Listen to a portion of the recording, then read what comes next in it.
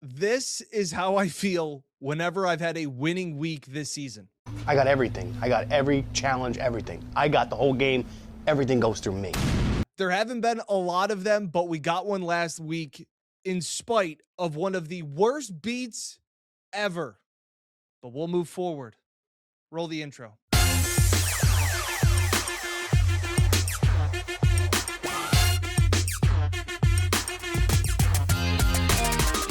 Hey everyone, and welcome back to another edition of Uncle Dan's Best Bets here on the Buffalo Plus YouTube channel, located inside the beautiful Connors and Ferris podcast studio. Shout out to them and shout out to you. If you haven't already, take a minute right now and like, comment, and subscribe to the channel. We really appreciate it. If you could take a moment,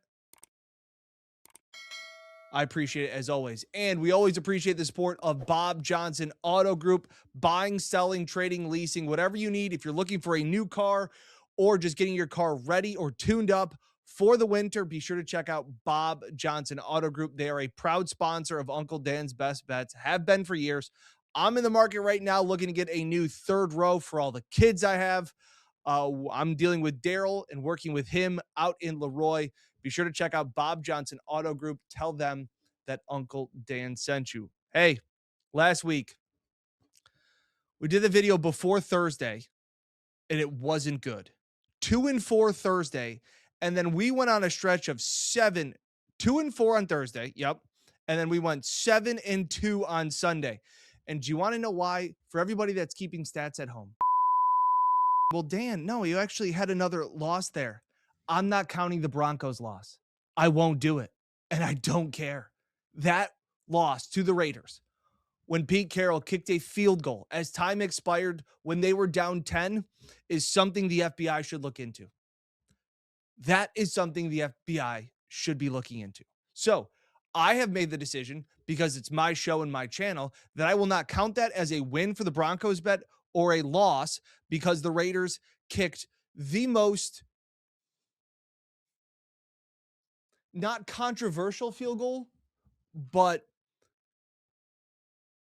there's always this thought that, oh, you can't, the NBA's had problems with gambling and the MLB's had their incidents, that the NFL has been above it. That right there should be looked at, because if the NFL has integrity, that should be looked into, because that made no sense. So I made the executive decision. Let me know what you think in the comments. But anybody that had the Denver Broncos minus 7.5, I think's on my side. So that's what I'm going to say. So last week, I went 9-6. 9-6, bringing my total for the season to 59-68. Still 9 games under 500. But last week, talk about a 15-play card. Hit the Josh Allen rushing props, added those late. So again, be sure to follow me along on socials. And we have another dozen plays on the card written in red ink. And the big key I will tell you this week, because we're starting to get some Cancun games ready. The teams in the huddle, 1, 2, 3, Cancun. We're starting to get some teams as we're in week 15 that are, I think they're checked out. They're just checked out. The key to this year is to fade the public. Okay, so I got this from covers.com. Teams that are receiving 60% of the bets are 41, 58, and 1 against the spread. That's 41%. Teams that are getting 65% of the bets, not the money, the bets, are 11 and 28 and 1 against the spread that season. That is 28%. The public has been wrong, like usual. This is a season where we are trying to find those spots, because we have been the public there. But that's where we stand right now. I've got a dozen plays for week 15, and it'll start with a prop. Cleveland and Chicago, supposed to be single digits with the field degree temperature, like what it's going to feel like. Shador, Caleb Williams. I think this is a bear weather game. And I'm going to take Kyle Monangai, Bears running back Kyle Monangai, over 12.5 rushing attempts. He's had at least 12 rushing attempts in 5 out of his last 6 games. He's kind of the guy that's built for bear weather. And for everybody that says, well, this Browns defense is so good, they're not exactly great against the run. They just got torched by Tony Pollard in that week weak Titans offensive line. They can be pushed around. I think the Bears get back to kind of playing that physical style and brand of football that they have been adopted under Ben Johnson. So I think it's Kyle Monangai getting 15 plus carries. So I'll take the over 12 and a half line that's on DraftKings as I'm taping this at Friday at 2:33 p.m. So that's that line. Okay. Ravens, Bengals, over 51 and a half. Bengals don't play any defense. That was evident last week against the Bills. Ravens also, these teams seem to be playing some high score games. I think the Bengals have put up 30 in their last 3 games against Baltimore. I know there's no T. Higgins.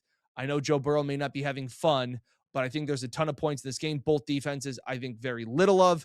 I think the offenses have to have big games in this one. So I'll take the points there.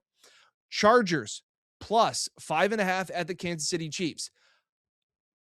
I can't say I don't understand this line, but there's part of me that's like, oh, well, we got to make sure that, everybody's going to bet the Chiefs and this will be the week the Chiefs, turn into the Chiefs.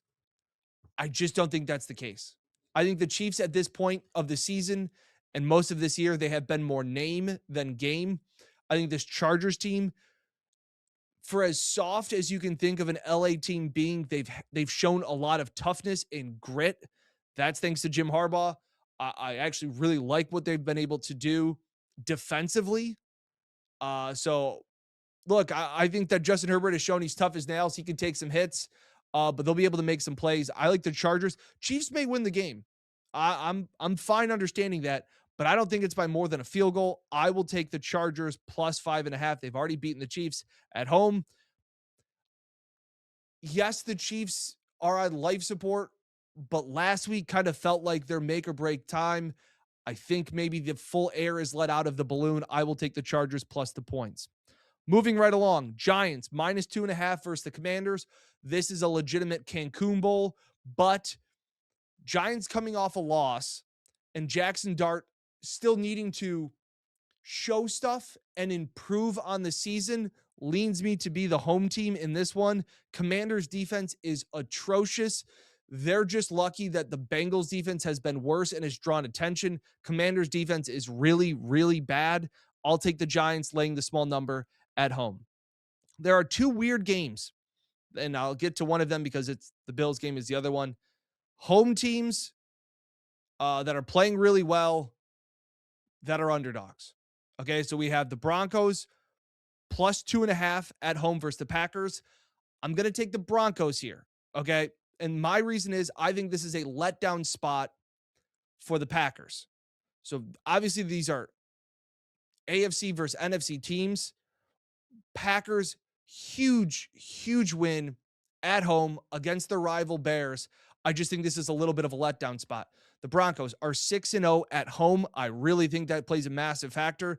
They want to keep hanging on to that number 1 seed in the division, get another step closer to clinching the division, 1 step closer to the number 1 seed in the conference, and then win the division. So I just think this is a spot where they're the hungrier team in this one. So I'll take the Broncos plus the 2.5. I also think it's a low scoring game, but I just like the Broncos at home. It's tough for me to bet against them. This is my sickness. They've been blacklisted before. They're back. Moving right along, Rams minus 6 at home versus the Lions. Well, Dan, you always bet the Lions, especially when they're underdogs. You've told me all about how good those Jared Goff and Dan Campbell stats are. Yeah, but then you run into the Lions or the Rams, who Sean McVay and the Rams are 16-3 against the spread in their last 19 games in December. And the Rams are getting 25% of the bets. The Rams at the time of this taping, are getting 26% of the bets and 41% of the money. So everybody is betting the Lions because you're going to give me the Lions plus 6 points. Having no Branch in that game tore his Achilles. That's a huge loss for them defensively. The Lions haven't been able to really fight up in their weight class. They've really just kind of been punching down. I like the Rams in this spot, minus 6 at home against the Lions. They've been really good. Just don't think, just throw Titans 49ers over 44.5 points. Probably wouldn't bet this if I wasn't 9 games under 500 and trying to make up ground, but that's what we're going to do. Titans showed me something scoring points against the Cleveland defense. 49ers aren't really able to get after the quarterback if Cam Ward has time to throw. Titans defense is what it is. I think there'll be more than 44 points in this one. The other one too, I know we talk about, and I'll get to it a little bit, what the favorites are. And, the Seahawks are only getting 51% of the money, 51% of the bets, and 62% of the money. So that's good to see. It's a massive number, but I'll lay it. Seahawks minus 13.5 against, I believe it's Phillip Rivers. Genuine concern for Phillip Rivers' safety on Sunday. It's not like he's coming out here to play the Bengals defense. The Seattle defense is legit. They are violent. They get after the quarterback. And it's not like Phillip Rivers played last year. It was 2020. His last game was against the Bills in the AFC wildcard round. He's 45. He has grandkids. He's got a grandchild. Like, he may know where the ball's supposed to go. Obviously, he understands the offense. I just think there's a lot of pride in that Seahawks defense that they're not going to let Grandpa Rivers come in here and put up points. So I will take Seattle, and the Colts are just in a complete free fall. Seahawks minus 13.5. And that leads us to the Bills and the Bills game. And I've got 4 plays in this game. I'll say this. I like the over 49.5. I think there are a ton of points in this game. Both defenses haven't really been stellar this season. And that leads me to believe that both of these offenses will have success in this game. I know there's the possibility of an inch or two of snow before the game. I don't think that's really going to have much of an impact, but I like the over in this game. I also like the Bills minus 1.5. And the main thing is, guys and ladies, Vegas doesn't hand out money. We saw that last week. How much did I nail that Mike Tomlin spot?